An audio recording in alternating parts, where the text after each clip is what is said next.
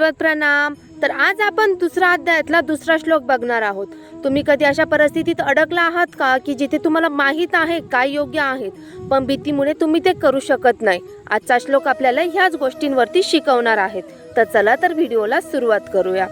श्री भगवान उवाच कुतस्वा कश्मलमीद विषमे समुपस्थितम् अनार्य जुष्टम स्वर्गम अकीर्तिकरम अर्जुन।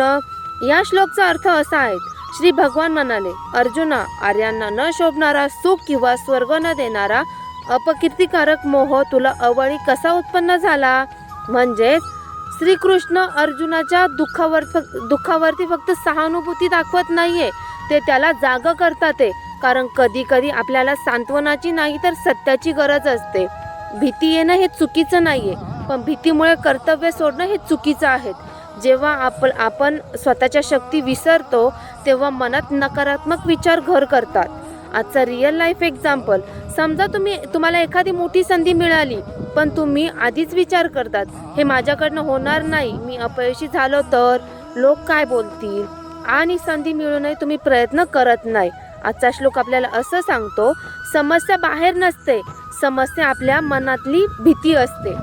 आजचा स्ट्रॉंग मेसेज, भगवद्गीता आपल्याला असं सांगते, तुम्हाला हरवणारा शत्रू बाहेर नाहीये, तो तुमच्या मनात बसलेला भीतीचा विचार आहे। स्वतःवर शंका घेणं बंद करा। तुम्ही जितके स्वतःला कमकुवत समजता त्यापेक्षा जास्त शक्तिशाली तुम्ही आहात। स्वतःवर विश्वास गमावला तर युद्ध सुरू होण्याआधीच तुम्ही पराभव होता।